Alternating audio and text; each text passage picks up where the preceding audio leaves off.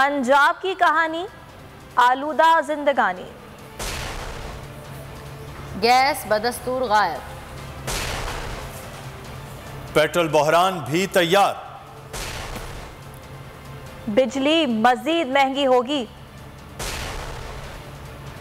IMF मान गया। Audio leak की गूंज कहां तक? और ग्रीन शर्ट्स व्हाइट वॉश को तैयार।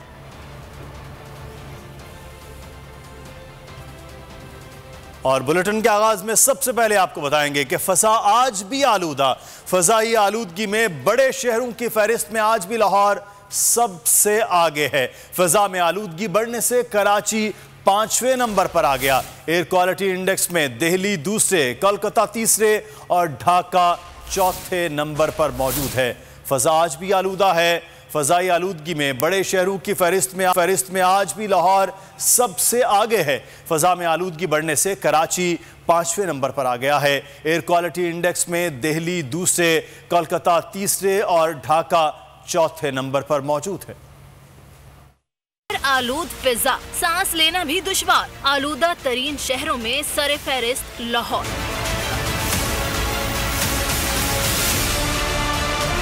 फिजा में फैली स्मॉग ने पंजाब के दारुल हुकूमत लाहौर को आज भी आलूदा तरीन बड़े शहरों में सरे फहरिस्त रखा है। एयर क्वालिटी इंडेक्स के मुताबिक आज लाहौर की फिजा में पार्टिक्यूलेट्स मीटर्स की तादाद 260 रिकॉर्ड की गई है। फिजा में आलूदगी बढ़ने से इंडेक्स में शरह की पोजीशन 4 दर्जे बुलंद हो गई और वो 178 पार्टिक्यूलेट्स मीटर्स के साथ 5वीं पोजीशन पर पहुंच गया। दिल्ली 212 पार्टिक्यूलेट्स मीटर्स के साथ दूसरे, कोलकाता 209 के साथ तीसरे और ढाका 188 के साथ चौथे नंबर पर मौजूद है। और लाहौर में स्मोक दिन ब दिन बढ़ती जा रही है, किस तरह इससे बचा जा सकता है? इस वक्त हमारे नुमाइंदे डिप्टी मेडिकल सुपरिटेंडेंट के साथ मौजूद हैं, मजीद मालूमात उनसे जानेंगे। जी ताबिश, बताइएगा क्या कहना है? जी बिल्कुल, स्मोक जो है दुनिया भर में लाहौर जो है सरे फहरिस्त है। किस तरह जो है स्मोक से बचा जा सकता है? लाहौर नंबर 1 क्यों है? हमारे साथ मौजूद है DMS service hospital doctor Qurratul Ain Ali Pal. उनसे पूछते हैं कि आखिर किस तरह इससे बचा जा सकता है, उसकी आखिर जो वजूहात क्या। बहुत शुक्रिया डॉक्टर साहब आपके वक्त का। किस तरह लोग जो है वो बच सकते हैं और कितने मरीज़ रोज़ाना की बुनियाद पर सर्विस हॉस्पिटल में स्मोक से मुतासर आ रहे हैं? जी, आपको पता है कि स्मोक से बचने के लिए सबसे पहले तो ये है कि शहरी जो है ना वो बिला ज़रूरत घरों से बाहर ना निकलें।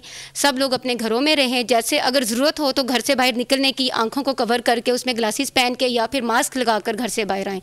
और दूसरा ये, जब घर बाहर से होकर जाएँ तो उसके बाद भी उन्हें कोशिश करनी चाहिए कि ताज़ा पानी के साथ अपना फेस वॉश कर लें ताकि स्मोक के जो असरात हैं उससे बचा जा सके। देखिए बिल्कुल, हमारे साथ डॉक्टर कुर्रतुल ऐन अली पाल मौजूद थे। उनका ये कहना था कि जैसे ही घर में जाएँ अपने साफ पानी से जो है आँखों को धोया जाए और मुँह को बार बार धोने से ही स्मोक से बचा जा सकता है। पिछले साल की बात की तो पिछले साल दूसरे नंबर पर लाहौर शहर था, लेकिन इस साल जो दुनिया भर में सबसे। बहुत शुक्रिया। और आलूदा फजा के साथ साथ महंगाई से भी आवाम परेशान है, तो गैस बहरान ने इनकी परेशानी को मजीद बढ़ा दिया है। ठंड बढ़ते ही घरों में चूल्हे भी ठंडे पड़ गए हैं। शहरी सुबह की चाय, नाश्ता और घर के खाने को तरस गए हैं। होटल से खाना मंगवाने के लिए भी जेब का गर्म होना ज़रूरी है। बुजुर्गों और बच्चों के लिए सूरत हाल तकलीफ देह होने लगी है। कराची, लाहौर, पेशावर, कोयटा, हैदराबाद समेत मुल्क के मुख्तलिफ शहरों में गैस की लोड शेडिंग और प्रेशर में कमी से अवाम परेशान। शहर इक़्तिदार के बासी कहते हैं महंगाई ने जीना दोभर कर रखा है और अब गैस बहरान ने जहनी अजियत में मुब्तला कर दिया। शहरियों का कहना है महंगाई के बाइस 2 वक्त का खाना होटलों से खरीदना नामुमकिन हो गया है। अभी सर्दियाँ स्टार्ट ही नहीं, अभी से गैस का जो है वो मसला बहुत ज़्यादा है। हुकूमत की नाअहली और मिस मैनेजमेंट की वजह से है, चूँकि अगर हुकूमत बर वक्त ये काम कर लेती तो अभी ये हाल न होता। चूल्हे ठंडे होने के साथ गीजर और हीटर्स भी नाकारा नजर आ रहे हैं। बुजुर्गों और बच्चों के लिए इंतहाई तकलीफ दह सूरत हाल है। जिस्म ठंडे होने का खतरा भी मंडलाने लगा है। पेशावर के मुख्तलिफ इलाकों में गैस बंदिश का दौरानिया 19 घंटे तक पहुँच गया।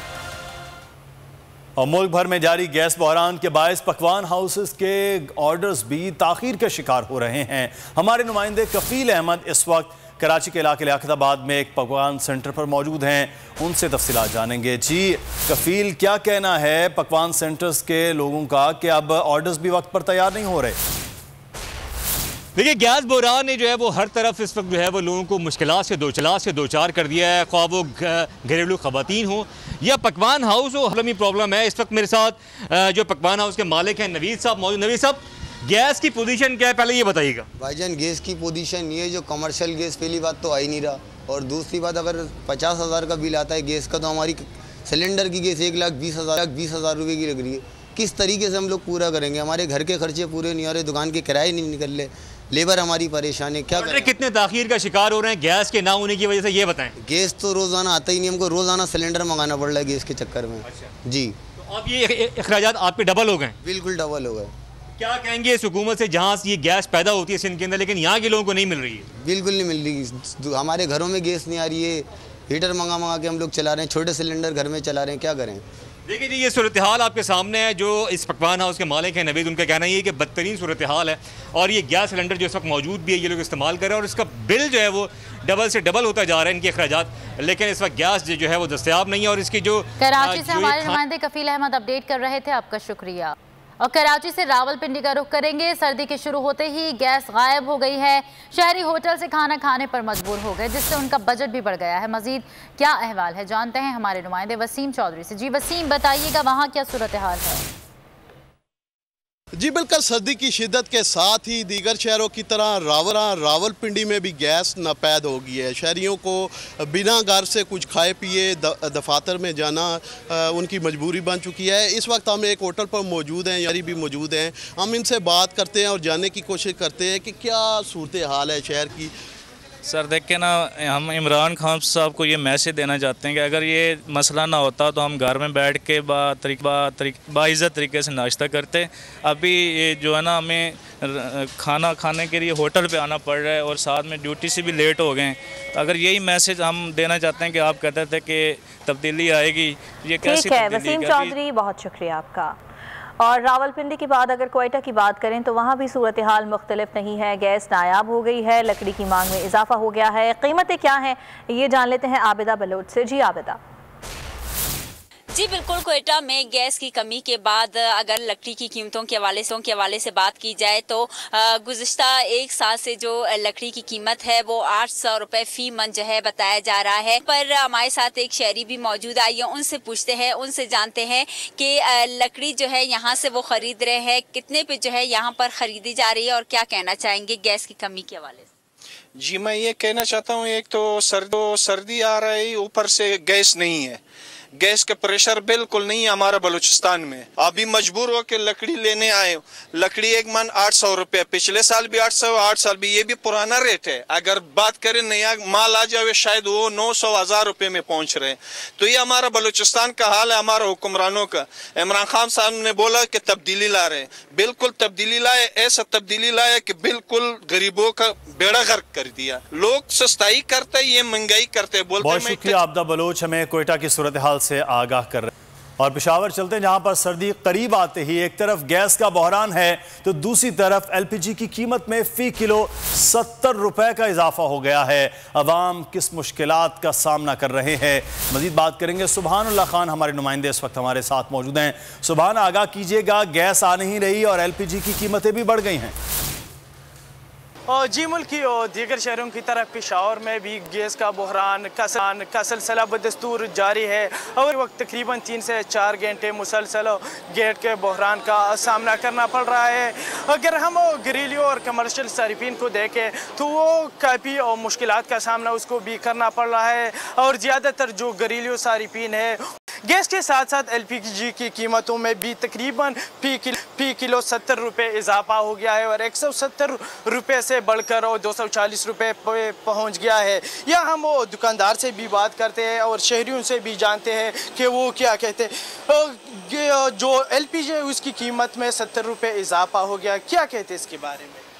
19 साल में ये रेट कभी भी नहीं चढ़ रहा है। तकरीबन 19 साल ज़्यादा से ज़्यादा अगर महंगा हो जाता तो 180 तक रेट पहुंच जाता था। इस दफ़ा तो अजीब किस्म का काम है। अव्वल तो प्लांट वालों ने इतना ज़्यादा किया हुआ है, उसके बाद एजेंसी वालों ने, क्योंकि गैस तो वहाँ से आता है कि वहाँ से रेट कम होगा तो ऑटोमेटिकली बाजार में, अब तो बाजार में बस 240 रेट ये चला रहे हैं। इसमें भी मतलब एक किलो में ज़्यादा से ज़्यादा 7 रुपये या 8 रुपये बचते हैं। जी, दुकानदार के यही कहना है कि 19 साल में ये पहली मर्तबा LPG की गैस बहरान पर हमारे नुमाइंदे सुबहान अल्लाह अपडेट कर रहे थे पेशावर से, आपका शुक्रिया। और बुलेटिन में आगे देखिए, रुपया तगड़ा होने लगा और बिजली झटका देने को तैयार।